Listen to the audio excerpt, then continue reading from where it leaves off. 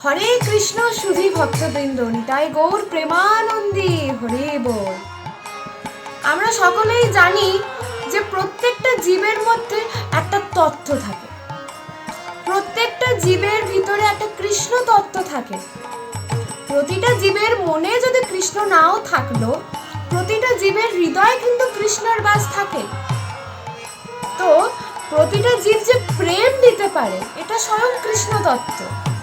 তো প্রেম, যখন কোনো ব্যক্তি আরেক ব্যক্তিকে কৃষ্ণ তত্ত্ব দেখে প্রেম দেয়, সেই প্রেম সাফল্য লাভ করে। প্রেমের সাফল্যতা কিভাবে লাভ করা যায়? যখন আমরা কোনো ব্যক্তিকে প্রেমকে উপহার স্বরূপ দিই, সব থেকে বড় উপহার হলো কাউকে প্রেম দেওয়া। আর কারোর কাছ থেকে প্রেম পাওয়া হলো সব থেকে বড় সম্মান। প্রেম তখনই সম্ভব যখন আমরা তার কৃষ্ণ তত্ত্ব রেখে প্রেম দিই, অন্তরে তত্ত্ব রেখে প্রেম দিই। কারণ বাহ্যিক সৌন্দর্য কিছু দিনের, কারণ আমরা সকলেই জানি এই ভিতরে অন্তরের জীবটা শুধু এই কদিনের নয়।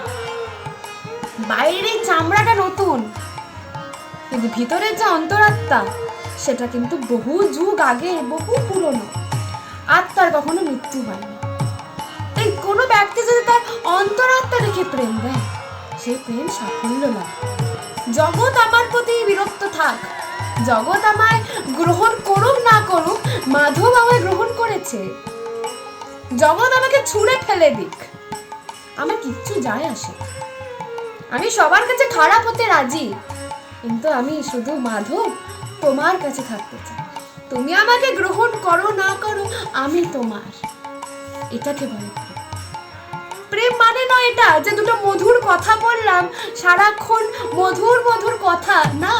মধুর কথা আদান প্রদানকে মোহ বলে, প্রেম বলে না।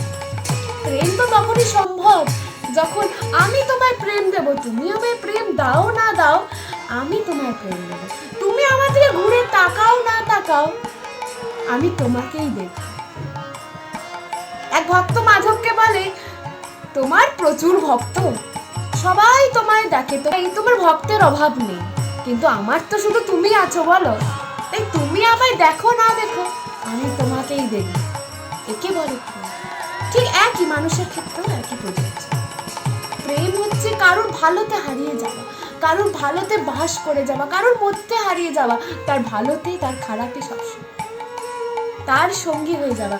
সমর্পণকে প্রেম, নিজেকে তার মধ্যে হারিয়ে। প্রেম মানে কাউকে কাছে তার সঙ্গ পাওয়া নয়, প্রেম মানে সমর্পণ। তাই তো ভক্তি, ভক্তি মানে সমর্পণ, প্রেম মানে সমর্পণ। কিন্তু জড় জগতে মায়ামুক্তি জীবেরা মনে করে মধুর আদান প্রদান কথাকে প্রেম বলে। না, সেটা নয়।